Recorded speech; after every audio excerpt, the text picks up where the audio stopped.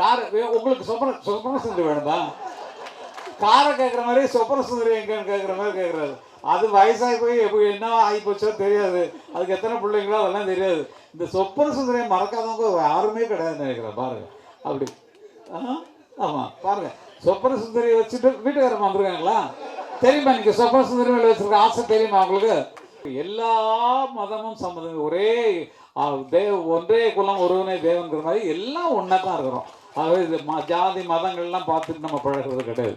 என்னோட பிள்ளைகள் புதுசாக திங்க் பண்ணி படம் எடுத்துகிட்டு இருக்காங்க. வர்றவங்க எல்லாருமே அவங்களுக்கு போட்டியாக வந்து என்ன கங்கை மேலே படுக்கிறாருன்னா படம் ஓடலைன்னா என்ன ஒன்றா மூலையில் உட்காரணும், வேண்டாம் எப்பா வேணாப்பா நீங்கள் பண்ணுங்கப்பா அப்படி சொல்லிட்டு எல்லாம் பண்ணுறோம். ஆனால் வெங்கட் பிரபுட்ட எனக்கு தோன்றது சொல்லுவோம், டே இது இது இது பண்ண மாதிரி பண்ணலாம் மேடம், இந்த மாதிரி சரி டேடி அப்படின்றோம்.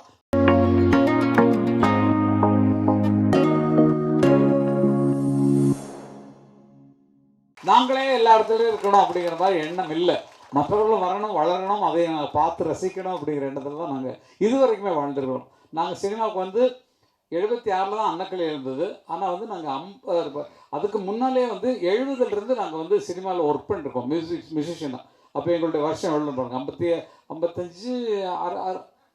57 எவ்வளோ, ஒரு 6 வருஷம் சேர்த்து பாருங்க. 56 இல்லைங்க, 70லேருந்து வேலை செய்கிறோம். 70லேருந்து 5 வருஷம் சேர்த்துங்க, 5 வருஷம் 6 வருஷம் சேர்த்துங்க.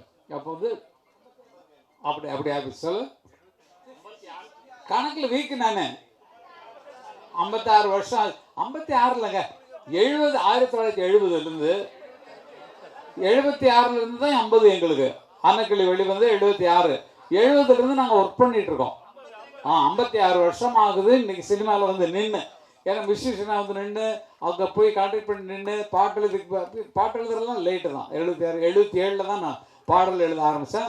1800 பாட்டு எழுதிருக்கேன் இது வரைக்கும். புக்கு ரெடி ஆகிட்டு, புக்கு ரெடியாக இருக்குது. அது உங்களுக்கும் நிச்சயமாக நமது பங்குதாரர்கள் அனைவருக்கும் பாதி விலையில் அது கொடுக்கப்படும். பார்த்துக்குங்க. அது எப்படி ஓசையாக அவ்வளோ கொடுக்க முடியும், நிறைய பேர் சேர்ந்தீங்கன்னா இல்லையா? அது என்ன விலையோ அதில் பாதி விலை. நாங்களே எங்கட விட்ரா புக்கை அமௌண்ட்டு தான் கொடுத்தோம், ஃப்ரீயாக கொடுக்கல சார். ஓகே ஓகே, அப்போ நீங்கள் எக்ஸ்ட்ரா போட்டே கொடுங்க எனக்கு. அது ஒரிஜினல் விலை என்ன போட்டிருக்கோம்? ஓகே, பாதி விலை தேவையில்லை, நாங்கள் எல்லாம் வாங்குவோம் சார், முழு விலையும் கொடுத்து வாங்குறோம். சந்தோஷம் சந்தோஷம் சந்தோஷம் சந்தோஷம். நடத்துகிறோம் இல்லை நீங்கள் நடத்தலை, நான் சொல்லிடுறேன். ஏன்னா இளையராஜா அவங்க பர்த்டே அப்போ ரிலீஸ் பண்ணலாம்னு சொல்லிட்டு ஐடியா வச்சுருக்கோம். அது இப்போ சிஎம்பி யாராக இருக்கிறாங்களோ அந்த ரஜினிகாந்த், கமலஹாசன் எல்லாத்தையும் கூப்பிட்டு ஆகணும். இல்லைன்னா அவங்க இந்த ஆள் என்னை மதிக்கவே இல்லைடா அப்படி சொல்லிடுவாங்க. எல்லாருமே இது பெரிய தொல்லை. சிவாஜி பிரபுலேருந்து எல்லாருமே நமக்கு ஒரு தோழர்களாக இருக்கிறதுனால எல்லாரையும் கூப்பிட்டாக வேண்டிய சூழ்நிலையில் இருக்கிறோம். அம்பிகா, ராதா, அப்புறமேல் ராதிகா எல்லாருமே நமக்கு தோஸ்துங்க, எல்லாருமே நல்ல ஃப்ரெண்ட்ஸு. அது மாதிரி எல்லாரையும் கூப்பிட்டு பண்ண வேண்டிய ஷோ. உங்களுக்கும் தனியாக விட்பான் போட்டு ஒரு பகுதியை ஒதுக்கிறோம். நீங்கள் வாங்க, விட்பா தோழர்கள்லாம் தனியாக இருக்கும். இது ஒரு பெரிய அரங்கத்தில் தான் நடக்க போகுது அந்த விழா. ஆகவே அந்த விழாவுக்கு நீங்கள்லாம் வரணும். அது நான் நிச்சயமாக இவர் மூலமாக தெரிவித்து நீங்கள் வர வைக்கிறேன். எதுக்கு நான் சொல்கிறேன்னா, இவ்வளவு அனுபவங்கள் இருந்தாலும் இவ்வளோ அனுபவஸ்தர்களிடம் எந்தவித ஆலோசனைகளையும் கேட்க நாங்கள்லாம் இருக்கோம்னா, அது ஐயா அந்த கதையை கொஞ்சம் கேட்டு பாருங்கன்னு என்கிட்ட வருவாங்க பல பேர் வந்தாங்கன்னா அவங்கள்ட்ட நான் ஐடியா சொல்லுவேன். இந்த மாதிரி பண்ணலாமே, இந்த மாதிரி பண்ணலாமே, இன்டர்வல் இந்த இடத்துல விடலாமே அப்படிங்கிறத. கொஞ்சம் பாருங்க, ஃபோன் பேசிட்டு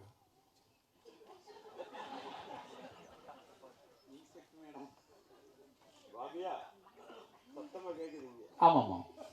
இல்லை பேசுங்க மேடம், இன்ஸ்பெக்டர் நீங்கள் பேசுகிறோன்னா நான் பேசுகிறேன். வச்சிங்களா? Okay okay okay. அதுதான் இது மாதிரி தான் வேணும். சின்சியராக படத்தை பார்க்கணும், பக்கத்தில் பேசக்கூடாது.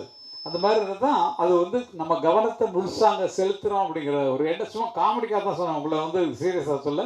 இந்த மாதிரி எந்த வேலையிலையும் முழு கவனம் வேணும் அப்படிங்கிறதுக்காக தான் நான் சொல்கிறேன். இப்போ நான் கங்காமரன் பேசுகிறேன், இவங்க பேசுகிறாங்க அப்படின்னு சொன்னால், நீங்கள் அந்த பேச்சில் உள்ள விஷயங்களை சேர்த்து அதுக்கு மேலே என்னென்ன அவங்க பண்ண போகிறாங்கிறது நினச்சிங்கன்னா தான் உங்களுக்கு முழு கதையும் வரும். இப்போ நமக்கு இந்த கதை தெரியாது. அவர் சொல்லியிருக்காரு, சின்ன வயசுல ஒரு பையன், அவர் வந்து பெரிய ஆளானதுக்கப்புறம் என்னென்ன நடக்குது அப்படிங்கிறதெல்லாம் காட்டுற மாதிரி ஒரு சக்கரம் சுழன்று மேலே வரைக்கும் அவர் எடுத்துகிட்டு இருக்காருன்னு சொன்னால் அது நல்ல ஐடியாவாக தான் இருக்குது. அது வந்து நிச்சயமாக நல்லா வரும் அப்படிங்கிற நம்பிக்கை. மியூசிக் டைரக்டரும் ரொம்ப நல்லா பண்ணிருக்காரு. இந்த ஒரு சாங் தான் பார்த்தோம், ஒரு சாங் இருக்கா, இன்னும் எத்தனை சாங் இருக்கு? ஒரு சாங் தான், ஒரே சாங் தான். வெரி குட் வெரி குட், நல்லா இருக்குது. அந்த குழந்தைங்க நீங்கள் அன்றைக்கி போன அம்பத்தூரில் அவங்க வந்து ஃபேமிலியில் வந்து பாடினாங்க, வந்து பார்த்தேன். அதே குழந்தையும் அப்பாவும் குழந்தையும் வந்து பாடினது, அதுவும் எனக்கு மிக சந்தோஷமாக இருந்தது. நீங்கள் காலைல 4:30 மணிலேருந்து பிரியாணி வாசனை அடிச்சுட்டே இருக்கு நம்ம. ஆறி போயிடுமோன்னு எனக்கு ஒரு பயம் வேறு இருக்குது. ஆறி போச்சுன்னா நல்லா இருக்காது அப்படிங்கிற மாதிரி. அதுவும் இல்லாமல் இந்த கூட்டத்தில் இடமெல்லாம் கிடைக்காது. அதுவும் இல்லாமல் ஒரு முக்கியமான விஷயம் என்னென்னா, நான் இருக்கக்கூடிய வீட்டிலேருந்து இங்கே வருவதற்கு 2.5 மணி நேரம் ஆகுது. நாவலூர்ன்ற ஒரு இடத்துல இருக்கேன், ஓஎம்ஆரில் ரஜினி சார் தோட்டத்துக்கு பக்கத்தில் நம்ம வீடு. அதனால இங்கேருந்து போகிறதுக்கே எவ்வளோ நேரம் ஆகுன்றது நீங்கள் யோசிங்க. அதனால் பிரியாணி எனக்கு பார்சல் பண்ணி கொடுத்துருங்க, நான் நாளை சாப்பிட்டுக்கிறேன். இப்போ வேண்டாம், இன்னும் 2 நாள் கழிச்சு கூட அனுப்பிங்க, பரவாயில்ல, அட்ரஸ் நான் தரேன். ஓகே. அது மாதிரி ஒரு நல்ல கலைஞர்களை ஊக்குவிப்பதற்கும் கலையில் மட்டுமல்ல, அவர் சொன்னது எல்லா விஷயத்துலையும் வச்சுருக்காரு. நிறைய வேறு ஒர்க்கு. இந்த பாருங்க, அவர் வெள்ளம் வச்சுருக்காருன்னு வெள்ளம் வண்டி ஒன்று ஆரம்பிக்கலாமே அப்படின்னு சொல்லி உடனே ஐடியா அங்கே போகுது இல்லையா? அதுதான் வேணும். ஒருத்தர் என்ன திறமை இருக்குது அதை எடுத்து இப்படி வெளியே கொண்டு வர்றதுங்கிற எண்ணம் அவருக்கு சடனாக ஒரு செகண்டில் வருதுன்னு சொன்னால் உதவக்கூடிய மனப்பாங்கு பிறந்தவர் தான் இவர் அப்படிங்கிறது நீங்கள் நம்பணும், நிச்சயமாக நம்பணும். அவருக்கு இன்னும் நிறைய சேரப்போகிறது. இந்த எண்ணம் இருந்தாலே நிறைய வரும், நிறைய வந்து சேரும். அவருக்கு நிறைய பணம் உள்ளவர்கள், மனம் உள்ளவர்கள், குணமுள்ளவர்கள் பக்கத்திலேயே இருப்பாங்க. உங்களுக்கு எந்தெந்த உதவிகள் வேணுமோ அவைகளை செய்வதற்காக பக்கத்தில் காத்து கொண்டே இருப்பார்கள். உங்களுக்கு எந்த திரைப்படத்தில் எந்தெந்த உதவி வேணுமோ, ஏன்னா நடிகர்கள் நீங்களே போட்டிருக்கீங்க, டைரக்ஷன் நீங்களே பண்ணிடுறீங்க, எல்லாம் பண்ணிட்டீங்க. மற்றவங்களுக்கு சான்ஸ் தரமாட்டேங்க. நாங்களாம் எப்படி வீட்டில் வந்து படம் பண்ணுறது, நாங்களாம் வந்து எப்படி பண்ணுறது பாருங்கள். கரகட்டக்காரன் 2 வேறு கேட்டிருக்கீங்க, அதுக்கு ஆகிற செலவு என்ன ஆகும்? இன்றைக்கி அட்வான்ஸே எனக்கு ஒரு 2.5 கோடி இன்றைக்கி கொடுத்தீங்கன்னா நான் வந்து ஒத்துக்கலாமே அப்படிங்கிற மாதிரி இருந்திருக்கும். ஏன்னா வந்து அவ்வளோ செலவு. அது படத்துக்கு இந்த காலத்தில் செலவு வந்து எக்கச்சக்கமாகுது. ஒரு சாதாரண படம், இப்போ நான் நடிச்சுட்டு இருக்க ஒரு படம், அந்த படத்துக்கு 25 crores ஆயிருக்கு. நான் வந்து ஆக்ட் பண்ணி நெக்ஸ்ட்டு 2 வீக்ஸில் ரிலீஸ் ஆகுது. லெனின் பாண்டியன் அப்படின்ற ஒரு படம் சத்யஜோதி ஃபிலிம்ஸில். அண்ணா ரீரெக்கார்டிங் பண்ணி முடிச்சுட்டாங்க. இப்போ மிக்சிங் வேலை தான் போயிட்டுருக்கு.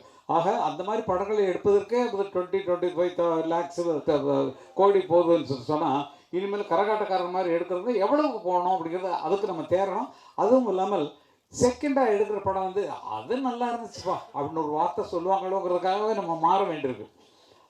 அது நல்லா இருந்துச்சு, இது ஏன்னா கவுண்ட் பண்ணி உடம்பு சரியில்லை, செந்திருக்கும் அதிகமாக படம் பண்ணுறதில்ல. ராமராஜன் உருவம் மாறிட்டார், கணக்காய் இவ்வளோ குட்டாகி போச்சு. இதெல்லாம் போட்டு மறுபடியும் எடுத்தோம்னா நல்லா இருக்காது. பார்ட் 2ல் அவங்களுக்கு குழந்தை பிறந்து அவங்கள வச்சு தான் எழுதணும். கனகாவுக்கும் ராமராஜனுக்கும் குழந்தை பிறந்து, இந்த பக்கத்தில் வந்து செந்திலுக்கும் சரளாவுக்கும் குழந்தை பிறந்து, அவங்க கரகாட்டத்தில் வந்தால் தான் கதை ஓடும்.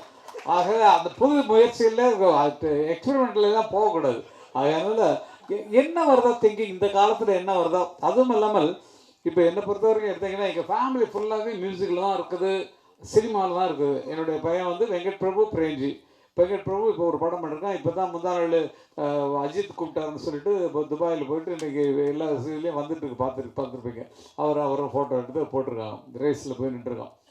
அந்த மாதிரி அந்த விஷயங்களும் போயிட்டு கொண்டிருக்கிறது. அவரும் சத்யஜோதி ஃபிலிம்ஸில் சிவகார்த்திகேயன் வச்சு அடுத்த படம் பண்ண போகிறாரு அப்படிங்கிற அனௌன்ஸ்மெண்ட்டும் வரப்போகுது. ஆகவே இப்படி எங்கள் ஃபேமிலி ஃபுல்லாகவே, இளையராஜா குடும்பமும் சரி, எங்கள் ஃபேமிலியும் சரி, எங்கள் அண்ணன் பாவலா வரதராஜன் குடும்பமும் சரி, எங்கள் அண்ணன் பாஸ்கர் அவங்க குடும்பமும் சரி, எல்லாமே சினிமாவை தவிர வேறு எண்ணமே கிடையாது. ஏன்னா நாங்கள் சம்பாதிச்சதுக்கு ஒரு நிலத்தை வாங்கி ஒரு ஃப்ளாட் கட்டி குறைஞ்ச விலைக்கு விற்றுருக்கலாம், துட்டு வாங்கி நல்லா சம்பாதிச்சு உட்காந்துருக்கலாம். ஆனால் கலையிலே தான் போடுறோம். ஒரு தியேட்டர் வாங்குகிறோம், ஒரு மியூசிக் பற்றி பண்ணுறோம், சிம்பனி எடுக்கிறோம். இந்த மாதிரி வேலைகளில் தான் எங்களுடைய தொழிலுக்கு மனசில் என்ன தோணுதோ அவைகளை தான் செய்து கொண்டிருக்கிறோம் அப்படிங்கிறது உண்மையான ஒன்று. ஆக உங்கள் மனதில் என்ன இருக்கிறதோ அதை ஆழமாக விதையுங்கள். அவர் சொன்ன மாதிரி தான், உங்கள் மனதில் என்னவாக வரணும்னு நினைக்கிறீங்களோ அதை மட்டும் ஆழமாக புதைச்சிங்கன்னா அதில் வந்துடுவீங்க. நிஜமா அதில் வெறி வேணும், இதில் வந்தே ஆகணும் அப்படிங்கிற மாதிரி ஒரு வெறி இருந்தால் தான் அதில் வந்து சேர முடியும். அதை அனைவருமே அவரவர்கள் தொழிலில் ஆழமாக ஃபோட்டோ எடுக்கிறீங்களா, கரெக்டாக கிளியராக இருக்கணும் அப்படிங்கிற மாதிரி இருக்கணும். அப்படி ஜூம் பண்ணி அப்படியே ஆளை அப்படி பிடிக்கணும், அப்புறமேல அப்படியே எடுக்கணும், அவங்களுக்கு கற்றுக்கணும். அந்த மாதிரி அவரவர்கள் செய்யக்கூடிய தொழிலில் ஆழமாக சிந்தனை செய்து உட்கார்ந்தீர்கள் என்று சொன்னால் நீங்கள் மேலே வருவதற்கு எவ்வளவோ விஷயங்கள் இருக்கிறது. அருமைக்குரிய சகோதரர் வந்து என்மேல் என்ன ஆசைன்னு என்ன அது தெரியல எனக்கு. ஏன்னா என்னை பார்த்த நாள்லேருந்து இன்றைக்கு வரைக்குமே அவ்வளோ அன்பை கொட்டி கொண்டே இருக்கக்கூடியது. எல்லாருமேலேயும் என்ன அனுபவிச்சிருக்காரோ அதே அன்பு தான் என்னட்டே இருக்கும்னு நினைக்கிறேன். அதில் கொஞ்சம் ஜாஸ்தி இருக்கலாம் என்னை பொறுத்த வரைக்கும். ஏன்னா வந்து நான் வர முடியலன்னு சொன்னேன், அழுதுட்டு எனக்கு ஒரு நான் தேதி மாற்றிடுறேன் அப்படின்னு சொல்லிட்டு அழுதுட்டு எனக்கு ஃபோன் பண்ணார். எனக்கு அதை தாங்க முடியல, எனக்கு ரொம்ப கஷ்டமாக போச்சு. அப்புறம் இந்த 8ஆம் தேதி சொன்னோன்னா 8th இன்னைக்கு கூட ஒரு ஃபங்க்ஷன் போயிட்டு தான் வரேன் நான். இங்கே இவர் 7:30 மணிக்கு மேலே வந்தால் போகிறோம், காலையில் இந்த இவங்களோடலாம் மீட்டிங் இருக்குது அப்படின்னு சொல்லி சொன்னார். அதனால தான் லேட்டாக வந்தேன். லேட்டாக நானும் அதுலேயும் வந்து சேர்ந்துருப்பேன். ரொம்ப அருமையாக இருந்தது. அப்போ வந்து நான் அவருக்கு ஆறுதல் சொல்லி, இல்லைங்க நீங்கள் தேதியை மாற்றி வச்சுக்கிட்டிங்கன்னா நான் வரேன், இல்லை நீங்கள் இதுலேயும் நடத்திடுங்களேன்னுலாம் சொன்னேன். ஆனால் நான் தான் வந்தாகணும்னு சொல்கிற பிடிவாதத்தோடு, அந்த அன்பு பிடிவாதத்தில் எதுக்கு சொன்னேன், பிடிச்சது நினைச்சதை நடத்தியே முடிப்பவன் நான் சொல்லி நினச்சா தான் நம்ம வருவோம்னு சொல்லியிருக்கோம் இல்லையா. அதே மாதிரி அவர் நினச்சதை நடத்தி காட்டிட்டார். இன்னைக்கு பார்த்துங்க, கங்கை அமரன்னா வரணும் அப்படின்னு சொல்லி அவர் நினைச்சாரு. அதுக்கான இறைவன் கொண்டு வந்து நடத்தி கொண்டு வந்து இங்கே வந்து விட்டார். அதே மாதிரி தான் அதை தான் சொன்னேன். உறவுகள் தொடர்கதை, உணர்வுகள் சிறுகதை, ஒரு கதை என்று முடியலாம், முடிவிலும் ஒன்று தொடரலாம், இனி எல்லாம் சுகமே. இதுதான் விஷயம். இதை நினைச்சீங்கன்னா வாழ்க்கையில் இதுதான் வரும். உறவுகள் தொடர்கதை. அம்மா அப்பாவோடு இருந்தோம், நல்லா இருந்தோம், சந்தோஷமாக இருந்தோம். அக்கா தங்கச்சி அண்ணன் தங்கச்சி எல்லாரோடையும் சேர்ந்துருக்கோம். சேர்ந்துருந்தோடனே கல்யாணம் ஆனோன்னு எல்லாம் தனித்தனியாக பிரிஞ்சு போச்சு. சின்ன சின்ன சண்டை. அது உணர்வுகள் சிறுகதை, சின்ன கதை, சின்ன கதை. ஒரு கதை என்று முடியலாம். அப்பா அம்மாவோ எந்த வாரிசுகளோ முன்னோர்களோ போகலாம், முடிவிலும் ஒன்று தொடரலாம். இந்த இன்னொரு அன்பு வேற இடத்துல கிடைக்கலாம். இனி எல்லாம் சுகமே, எல்லாம் நடக்கிறதெல்லாம் சுகம்னு நினச்சிட்டு போங்க அப்படிங்கிறது தான் அந்த பாட்டுடைய அர்த்தங்கிறத நான் சொல்லி தெரிய வேண்டியதில்லை. வாழ்வென்பதோர் கீதம், வளர்கின்றதோ நாதம், நாள் ஒன்றிலும் ஆனந்தம், உன் கண்களில் ஓரம், எதற்காகவோ ஈரம், கண்ணீரை நான் மாற்றுவேன், வேதனை தீரலாம், வெறும் பனி விலகலாம், வெண்மேகமே புது அழகிலே நாமும் இணையலாம், உறவுகள் தொடர்கதை. அப்படிதான் நிஜமாக சிங்கின வாழ்க்கையில் அப்படிதான் இருக்கும். ஆக இந்த விட்பாங்கிறது வந்து குடும்பத்தின் சார்பாக நடக்கக்கூடிய ஒரு தயாரிப்பாளர். நீங்களாம் ப்ரொடியூசர்ஸு, உங்களோட ப்ரொடியூசர்ஸை தான் பேசிகிட்டு இருக்கேன். வேறு ஆள் வேஸ்ட் ஆள் யார்ட்டையும் பேசலை. எல்லாத்தையும் உங்கள்கிட்ட வேண்டியவர்கள்ட்ட தான் பேசுகிறேன். நடிக்க வந்தவர்களும் சரி, பார்க்க வந்தவர்களும் சரி, ஒரு சீனில் நடித்தவங்களும் சரி, ஒரு இன்ஸ்பெக்டர் சொன்னார் அது சரி, அது டப்பிங் கொடுத்தவங்களும் சரி, எல்லாரும் அவரவர்கள் வேலையை சரியாக செய்திருக்கிறார்கள். இது வெற்றி பெறுவதற்காக என்னென்ன வழிகளோ அவைகளை யோசித்து அது எல்லா தியேட்டர்லையும் மக்கள் பார்க்குற அளவுக்கு இதை கொண்டு போய் சேர்ப்பதற்கு என்னென்ன வழிகள் செய்ய வேண்டுமோ அதெல்லாம் கலந்து ஆலோசித்து எங்களோடலாம் சேர்ந்து கலந்து ஆலோசித்து மக்களிடம் அதை சேர்ப்போம். எந்த டிவிக்கு ரைட்ஸ் கொடுக்கறது, எந்த ஓடிடியில் வெளிப்படுறது அப்படிங்கிறது எல்லாமே நான் செய்து அந்த வெளியீட்டு விழாவை மிகச்சிறப்பாக செய்வோம். ஏன்னா வந்து டைம் வந்து 9:45 ஆகுது, 9:45 ஆகுது. இது பிரியாணி ஆடுது இல்லையே, அதை எடுக்க முடியாதுல்ல. இப்போ போய் ராமராஜனையும் இப்படி குண்டு கனகாவையும் போட்டு வேற நடிகர்கள் வச்சா அது மாதிரி இல்லையான்னு சொல்லிட்டு போடுவாங்கல்ல இங்கே, இல்லைங்களா? இப்போ வேற ஒன்று எடுக்கலாம். வேற ஒன்று நான் தான் டைரக்ட் பண்ணணும்னு சொன்னீங்கன்னா நீங்கள் இருக்கீங்க. அது நம்மள்ட சும்மா லட்சங்கள் எடுக்க முடியாது. எனக்கு விலைவாசியெல்லாம் ஏறி போச்சு சினிமாவில். ஏங்க கார் உங்களுக்கு சொப்பன சுந்தரி வேணுமா? காரை கேட்குற மாதிரி சொப்பன சுந்தரி எங்கன்னு கேட்குற மாதிரி கேட்குறாரு. அது வயசாகி போய் எப்படி என்ன ஆகி போச்சோ தெரியாது. அதுக்கு எத்தனை பிள்ளைங்களோ அதெல்லாம் தெரியாது. இந்த சொப்பன சுந்தரியை மறக்காதவங்க யாருமே கிடையாதுன்னு நினைக்கிறேன். பாருங்க அப்படி. ஆமாம் பாருங்க, சொப்பன சுந்தரியை வச்சுட்டு வீட்டுக்காரம்மா வந்துருக்காங்களா தெரியுமா? நீங்கள் சொப்பன சுந்தரி மேலே வச்சுருக்க ஆசை தெரியுமா உங்களுக்கு? இல்லை, சந்தோஷத்துக்கு தான் எடுக்கிறது. வாழைப்பழம் 2 எடுத்தோம் பாருங்கள், வாழைப்பழத்தை வச்சுறாங்க, காரை தள்ளிட்டு போது சொப்பன சுந்தரி பேசுனாங்க. அது மாதிரி ஒன்று ஒன்று உங்கள் சந்தோஷத்தை எடுக்கிறதுக்கு தான். அதுதான் விஷயம். கற்பனை கதாபாத்திரங்கள் தான் எல்லாம். 2 எடுப்பதற்கான அறிகுறிகள் இல்லை அப்படிங்கிறத இந்த மேடையில் தெரிவித்துக்கொள்ள ஆசைப்படுறதில்ல. அதுதான் உண்மை. வேறு புதுசாக திங்க் பண்ணுவோம். ஒன்றே வச்சுட்டு மாரடிக்கிறான்டா, என்னடா இது, வேறு ஐடியாவே வராது ஒரு அப்படின்னு சொல்லி நினச்சிக்கணும். இப்போது நான்லாம் ஒதுங்கி இருக்கக்கூடிய காலம். ஏன்னா என்னோடய பிள்ளைகள் புதுசாக திங்க் பண்ணி படம் எடுத்துகிட்டு இருக்காங்க. வர்றவங்க எல்லாருமே அவங்களுக்கு போட்டியாக வந்து என்ன கங்கை மேலே பண்ணுறாருன்னா படம் ஓடலைன்னா என்ன ஒன்றா மூலையில் உட்காரணும், வேண்டாம் எப்பா வேணாப்பா நீங்கள் பண்ணுங்கப்பா அப்படி சொல்லிட்டு எல்லாம் பண்ணுறோம். ஆனால் வெங்கட் பிரபுட்ட எனக்கு தோன்றது சொல்லுவோம், டே இது இது இது பண்ண மாதிரி பண்ணலாம் மேடம், இந்த மாதிரி சரி டேடி அப்படின்றோம். அது எடுக்கிறானே இல்லையோ அப்போ சொன்னதுக்காக சரிடுறோம். படத்தில் வரும், ஆனால் சில இதெல்லாம் பேசிக்குவோம். இவங்களெல்லாம் நடிகர்களை பற்றி சொல்லுவான். நடிகர் நான் ஏன்னா ஹீரோயினே இவங்க ரொம்ப ஃபேமஸாக இருக்க மாதிரி இருக்கு. இல்லைன்னா அப்படியே சொல்லி நான் பார்க்குறேன் அப்படிமா. இது நான் சொல்கிறத அப்படி செய்யக்கூடிய பிள்ளைங்களாக இருக்கிறதுனால எனக்கு ரொம்ப சந்தோஷம். அதெல்லாம் அவங்க வெற்றியெல்லாம் எனக்கு பங்கு. அது மாதிரி தான் இருக்கணும் ஒவ்வொரு பிள்ளைங்களும். அப்பா சொன்னார்னா அது பிள்ளைக்கு நல்லதுக்கு தான் அப்படிங்கிறத நம்பணும். அதை நம்பினா வந்துடலாம், ஹீரோ வந்துடலாம். அது மாதிரி நம்மளை கொண்டு வருவாங்க, மேலே நிறுத்துவாங்கன்னு சொல்லி நினச்சோம்னா அது நடக்கும். அதே போல் தான் நீங்கள் வாழணும். நீங்கள் வாழ்வதும் உங்கள் பரம்பரைகள் வாழ்வதும் நீழ்வதும் எல்லாம் இறைவன் கையில். இறைவன் அனுபவம், இறைவனை தவிர வேறு ஒன்றுமே இல்லை. ஏன்னா எல்லாமே அவங்க கையில் தான் ஒப்படைச்சிடறோம். ஆகவே நீங்கள் இது பார்த்தீங்கன்னு சொன்னால் அக்பர் கௌசர்னு ஒரு வைத்தியர் இருக்கிற இல்லைங்களா, அவர் மெக்கா போன போது மெக்கா அவருடைய வீட்டில் போயிட்டு இந்த மாலையை வச்சு ஜெபம் பண்ணி என் பேரை சொல்லி அங்கேருந்தே ஃபோன் பண்ணுறாரு. இப்போ தான் அந்த இதை வச்சு ஜெபம் பண்ணேன்னு சொல்லிட்டு கையில் மாட்டி விட்டார். கையில் போட்டுக்கிட்டு இருக்கேன். ஆகவே எல்லா மதமும் சம்மதம் ஒரே ஒன்றே குலம் ஒருவனே தேவன்கிற மாதிரி எல்லாம் ஒன்றா தான் இருக்கிறோம்.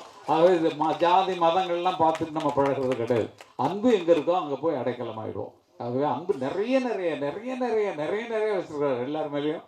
ஆகவே இந்த விட்பா பெரிய ஸ்தாபனமாக வளர வேண்டும், பெரிய திரைப்பட கலைஞர்களை உருவாக்க வேண்டும் என்று என் மனதார அவர்களை வாழ்த்தி கொண்டு வந்திருக்கக்கூடிய அனைவருக்குமே எல்லாருக்கும் ரெடியாக இருக்கு. ஒன்றும் கவலைப்படாது, ரெடியாக இருக்கு.